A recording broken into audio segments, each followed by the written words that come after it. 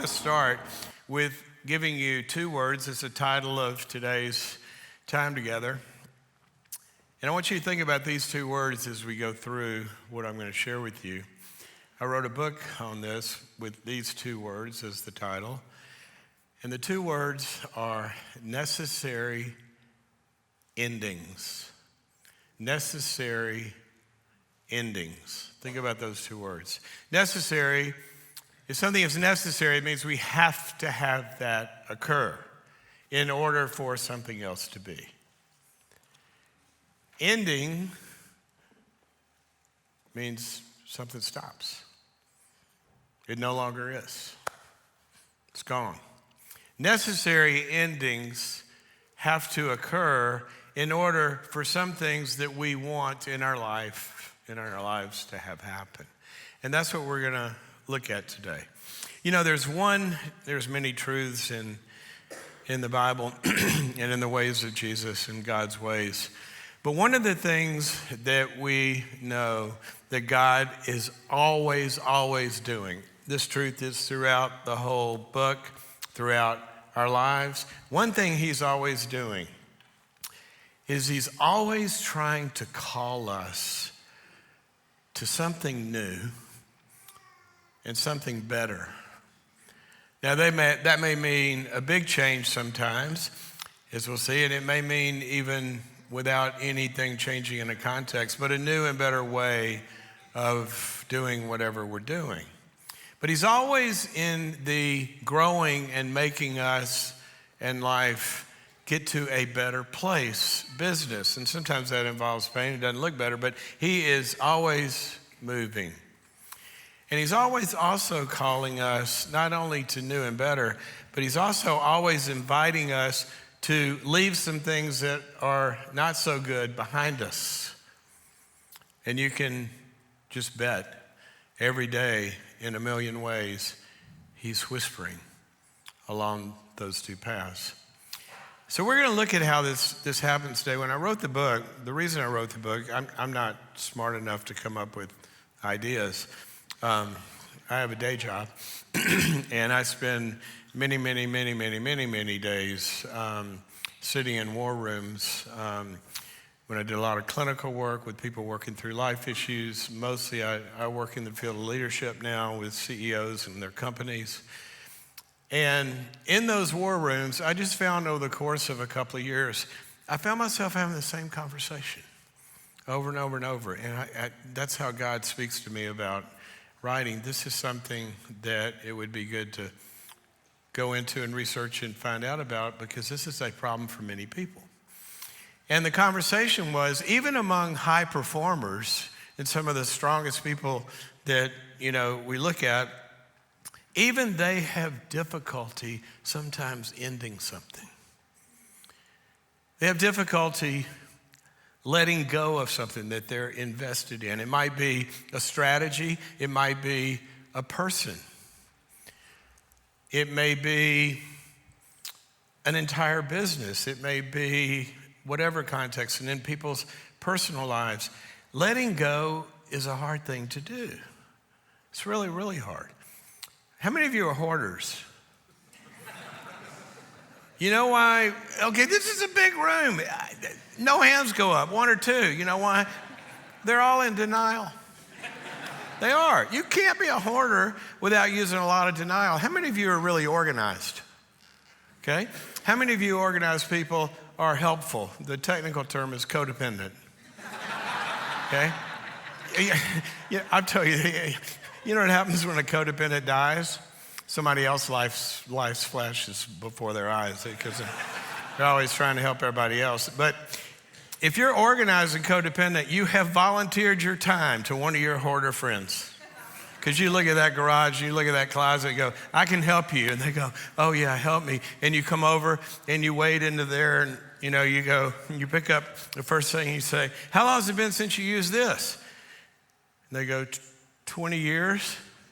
They go, they have electric ones now. I mean, why don't we throw this one away? No! You go, why not? And they say, I might need that. Holding on. And then you pick up something else and you go, what's this? And they go, that was Johnny's first poopy diaper. Can't throw that away. Well, Johnny's 40 playing video games on the couch because she can't kick him out of the house either. But we hold on because of attachments and fears, and we'll look at that. But God is many times saying, I got something way better for you. But you got to loosen the grip. So I started to study this, and what I did was I really wanted to learn, because the Bible talks a lot about something called pruning. And I started to look in the scriptures, and what it says is that God is always pruning. And he prunes in several contexts, which we're going to talk about. But one of my favorites is, he says, I am the vine and you are the branches. So he's the source, and we'll look at the science of pruning in a second, of what the vine does, and then we are producing fruit in our lives, good fruit or bad fruit. But he's always trying to prune. And what he says is that even those that are producing good fruit, he'll prune them, getting rid of stuff so they can have better and more fruit. And then on the other side, he said if the branch isn't producing fruit, then he cuts it off. So I go talk to the pruners, and I actually, I flew all the way to Tuscany to talk to, literally, the greatest winemaker in the world. He won the best wine in the world 3 years in a row. I might have gone for personal reasons, but this was a scientific project. And so I went to him, and he's going to walk me through the vineyards. We did an episode on this and filmed the whole thing, and he was walking me through the vineyards. And I'm expecting to hear about, when you start like pruning the vines. And I said, well, let's hop into it. And he says, well, the first thing, and this surprised me, but the first thing the pruner said was, we don't start with pruning, because that's what we would do at our house. Drive up in the driveway and go, where's the house? When's the last time we had these trees pruned? See, we see it as only as a problem, but he said, you don't start there. He says, you've got to start with the vision. He said, when I look at the vineyard, I've got to see the vineyard in 10 years and what I want it to look like, and all the way down to each particular vine. What am I trying to create on that particular vine? I've got to see the ideal first, because you don't prune stuff just away. You prune towards something good. So as you're going to go think about this, I hope later, what's your vision for the area of life that you're looking at? What do you want a marriage to look like? What do you want your health to look like? What do you want your career? Whatever it is, what do you want that kid to look like? That we have a vision of what it is we're trying to build. So let's start there. And then you ask the second question, what exists right now that does not fit that future? And that becomes the key to everything. What am I doing now, involved in? How am I behaving? What is it that I'm doing that if that doesn't end, I won't have that? And that's how pruning begins. So I go talk to the rose bush people, and after the winemaker didn't do it the next day. That was a joke. It's just a joke. And so here's what the rose bush people told me. They said the same thing. They said, well, first we start with the vision and knowing what an ideal champion rose looks like. And I said, why? He said, because the bush is going to create more buds and more branches than it can sustain to full fruition of what a rose should be, because it's all taking resources. So we start pruning. And then they said we prune in 3 contexts. It's the same thing the wine guy said. We prune in 3 contexts, and I'm going to go through these and unpack them, and we're going to look at life. The first one is it's going to have more buds than it can sustain, and many of them are really healthy, but they're not the best. And we're using resources for not the best that could go to what can become the best if they had those resources. Secondly, There's some that are sick and not going to get well. And you fertilize them and you work with them and you try to help them. In California, you blow a little smoke on them. It's legal. Some of you are just afraid to laugh, I know. But you do whatever you can. You get them coaching and you send them to therapy and all of this kind of stuff. And at some point, you just realize that dog ain't going to hunt. That's what we used to say in the South. It's sort of like teaching a pig to sing. Have you ever tried to teach a pig to sing? Don't think of your boyfriend right now. But the music is bad and it frustrates the pig. There's just some things that aren't going to work, okay? So that's the sick and not going to get well. And then the third category is a bunch of branches that are dead. They're just taking up space. So I want to hop into these and unpack them in a way that we can hopefully begin to identify some things that are keeping you from what God has for you in your lives. So when I get into it, I'm looking at the pruning science and all that. Then I go back to the scriptures. And all of a sudden, I saw a passage that I had read 1,000 times. And not only, if you've never read the Bible and you're here as a visitor this morning, or you came from one of these incredible little lives that we saw, let's hear it for the parents. So cool, so cool. Speaking of necessary endings, your life of sleeping is over. So when I get into this and I start to look at what the scriptures say, I came across this passage. And here it is. You might remember the song by the Byrds, turn, turn, turn to everything. There's a season, turn, turn, turn. I can't sing, but you know the words. But here's where it's from. It's Ecclesiastes 3. It says, everything, there's a season under heaven for these activities. And it's beginnings, but look at the passage through these eyes. I never had seen it before. The whole passage is about beginnings, but also endings. And many of these are of good things, born and die. Look at this. A time to plant, but a time to uproot what's been planted. Many good things in our lives, we plant and we tend to it and we grow it, and it's a good thing and we get a lot of fruit from it, but at some point, it's time to even uproot those good things because it's a new season. If we can keep going there. Necessary ending for the video guy there. Kidding. Maybe performance review. Okay. I'm playing. Okay. Look at this one. A time to tear down and a time to build. Now, I used to think about that one, you build it, but then you tear it down. But what's it saying? We got to tear it down before we can build what's new. It's got to precede it. The ending has to come first. Weep and laugh, mourn and dance. And change the page. A time to scatter stones, and then a time to gather them all up. Sometimes you say the party's over. Let's take everything home. A time to, and this is a hard one, embrace certain visions and strategies and dreams, or even people. And then a time to refrain from embracing. And then a time to search. We look for answers. We look for ways to fix it, and this, that, and the other. Sometimes it's time to give up.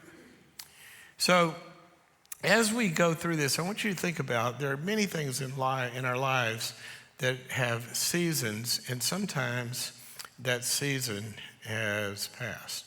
And it may be the season of my frame is frozen. Okay, we're going to wing it. The first one is this good but not best. Good but not best. A friend of mine bought a company one time.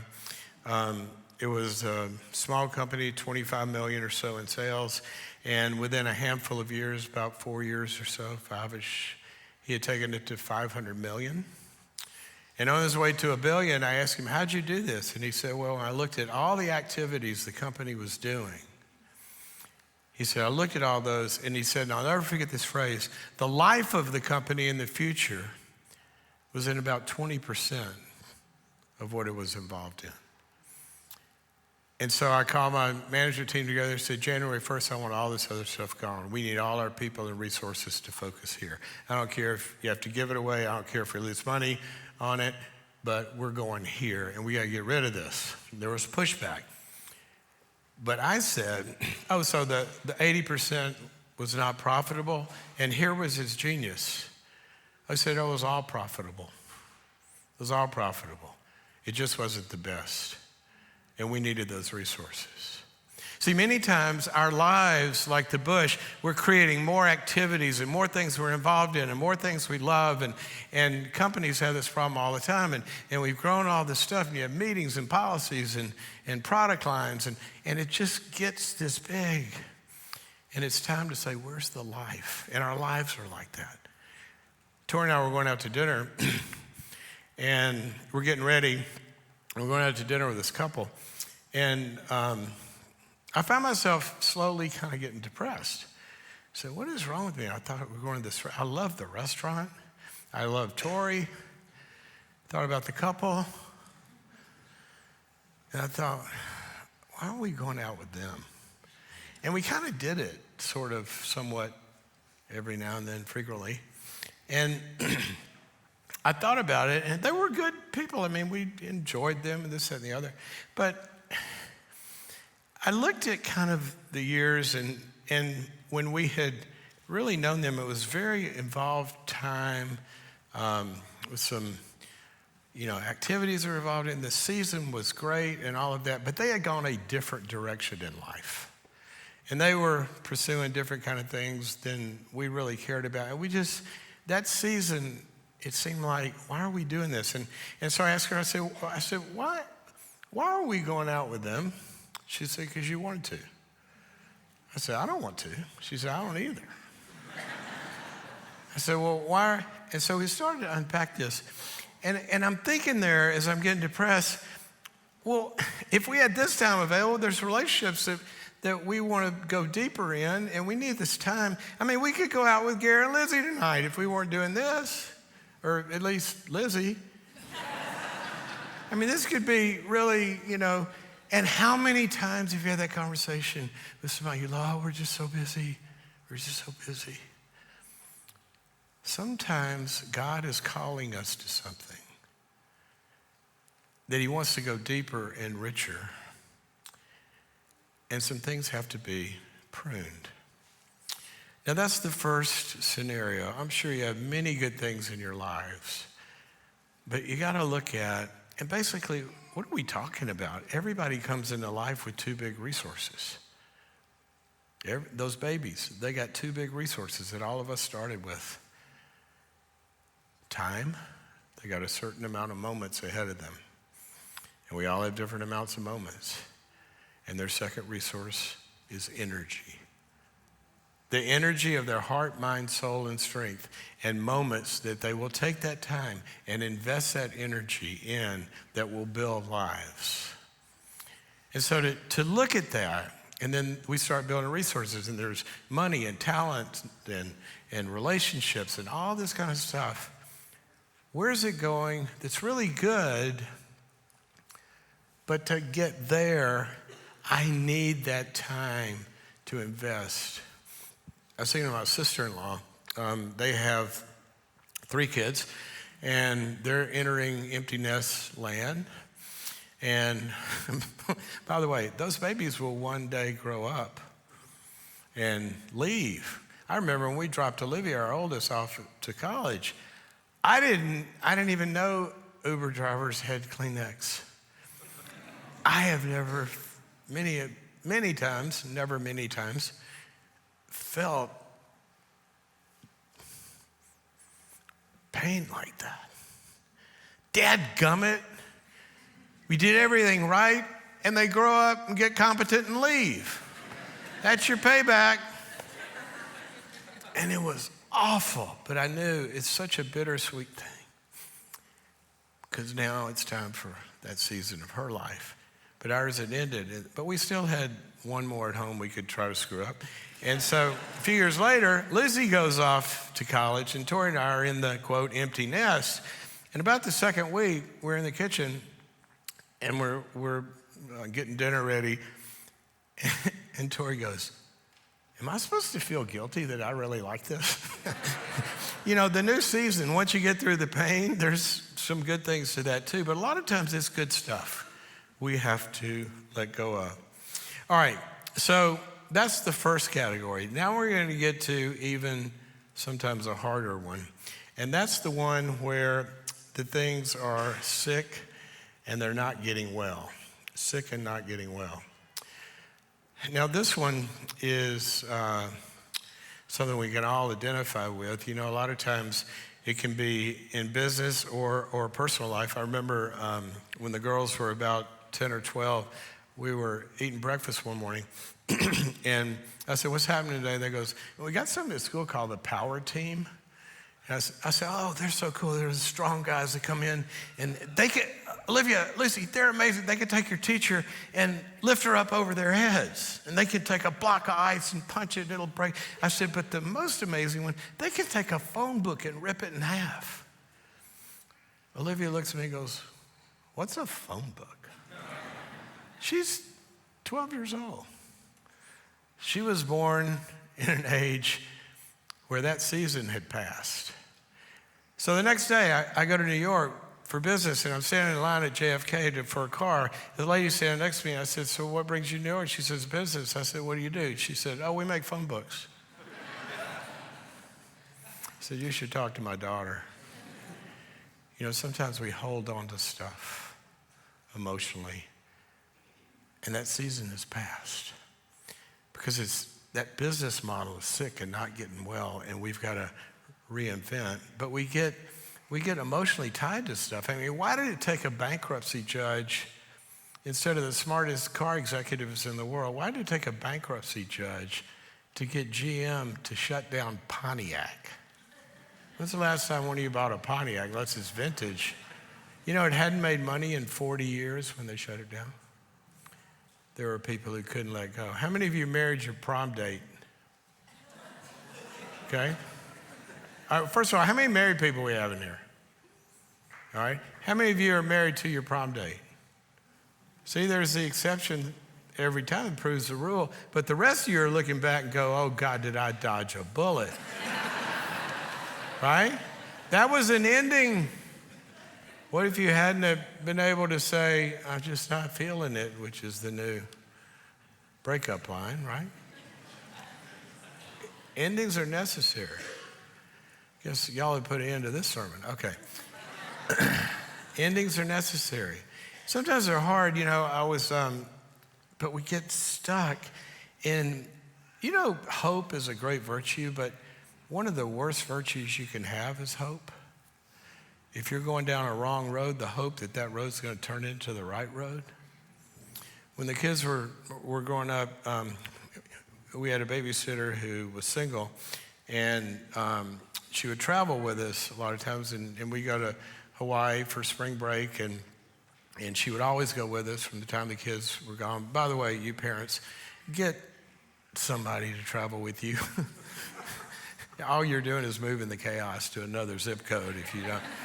But she would travel with us, and she was really, part of the girls loved her, and she would always go. Well, they get to be about, 12 or 13. They wouldn't even go without her anymore.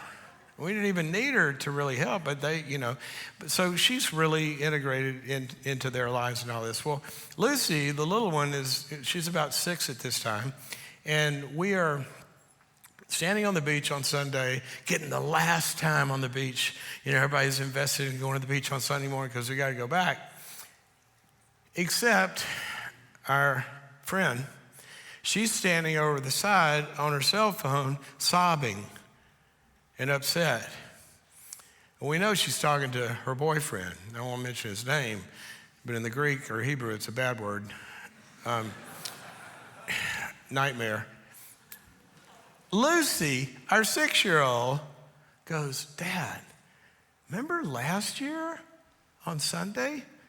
She was standing over there crying on the phone. Same guy. Same guy. Sometimes a 6-year-old can see it, but we're so stuck in this program. and we keep having hope, and it's not going to get better.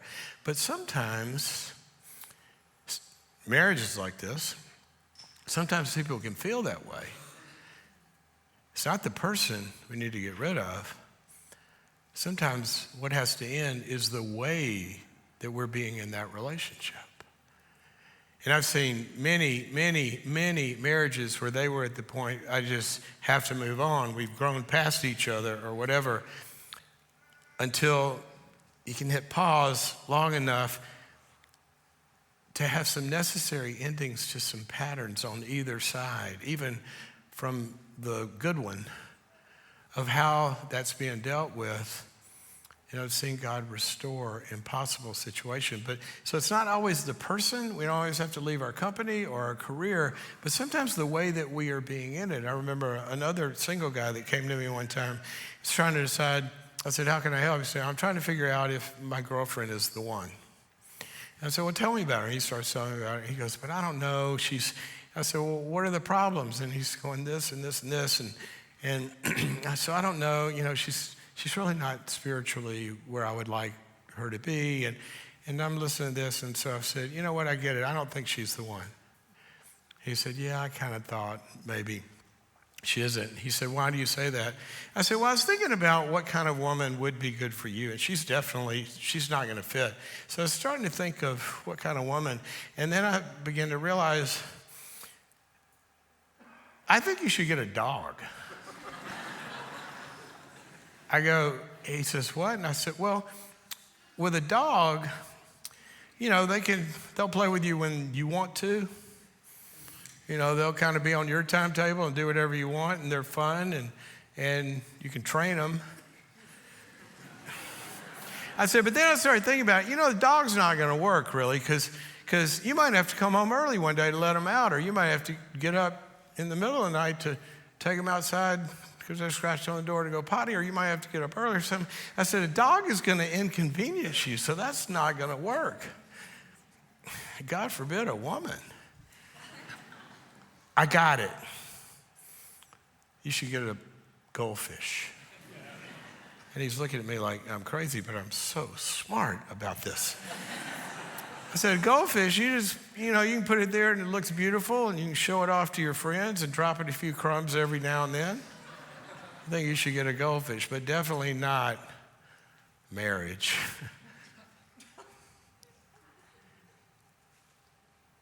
He had to realize, and we worked further, and ultimately, about a year and a half later, he did find the one. Why? Because he became the one. He changed his ways that was getting in the way of what God had brought him 5 good ones by then. But he had to do some work. And see, what we don't realize a lot of times we're talking about pruning. We're not just talking about you pruning. What we're talking about is God is always trying to prune and prune our lives. It's an invitation from him to us to participate. I just had 3 surgeries in the past few years and got out of a lot of pain. I'm great. I have no pain now. I got both knees replaced, and I'm playing golf again, and everything's great. But I'm so glad I didn't hop off the table in the middle of the surgery because it gets painful. They knock you out. See, God's always trying to prune us, and sometimes it's painful, but we have to sign up sometimes to go through the work because it's hard, because we have fears. And it's hard to let go. I was in, when the kids were little, a little group, parenting group, and it was mostly moms and me. It was parenting preschool, and it's something I decided I was going to do with the girls. So you go play for a couple hours and, finger paint and all this stuff. But the last half hour, you sit I was in a mommy's group, and it was me. And so we always talk about problems. And this woman, high-powered type, executive type, she comes in and says, I got a problem. We said, what? And they said, have you ever had to fire your nanny? And people have had to go through it. She goes, I just can't do it. I mean, we love her, and she's so great, but she's just not what the kids need. And there's the years going, and I just can't do it. And we walked her through a script and how to do it and sent her back and said, we'll come back next week and tell us what happened. She comes back. We said, did you fire the nanny? She goes, no, I couldn't. I mean, I was going to. I sat down talking to her and ended up giving her a raise. I couldn't get the words out. He said, well, next week you're going to do it. So we walk her through it again. She doesn't do it for like 3 or 4 more weeks when we keep coming back. And so we told her, if you don't do it this week, you're out of the group. She comes back the next week and go, what happened? She said, well, I couldn't do it, so I got my husband to do it.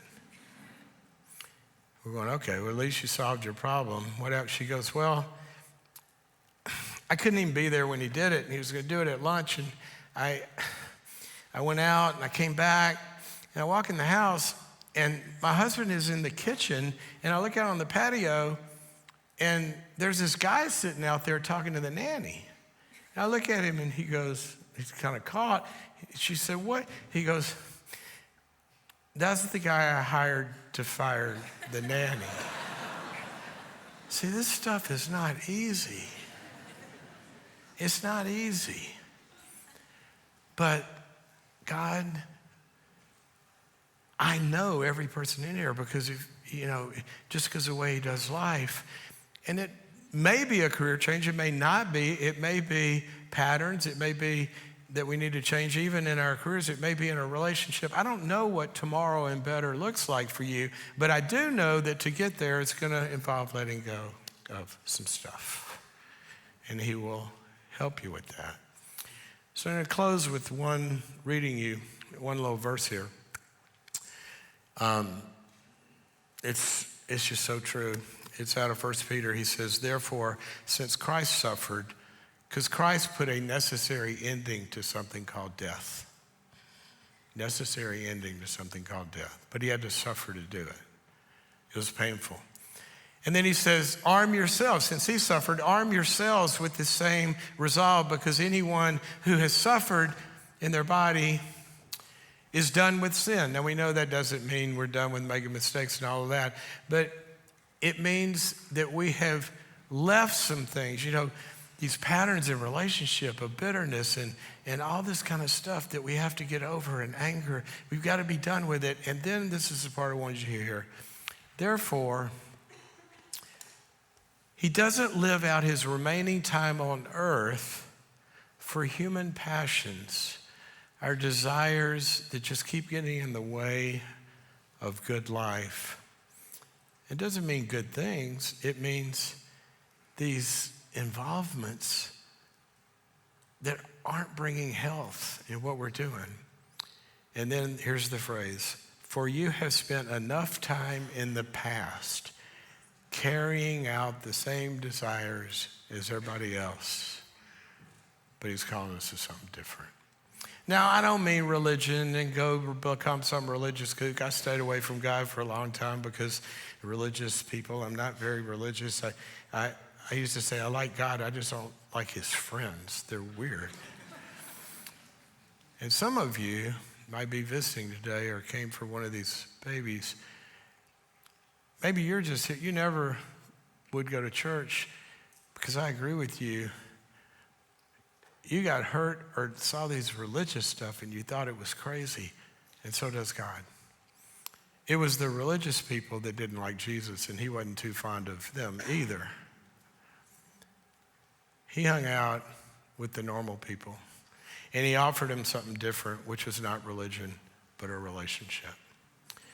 So whether you're exploring faith or into the faith, I can promise you every day God is giving little hints.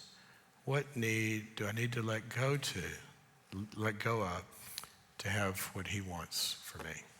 God bless you guys.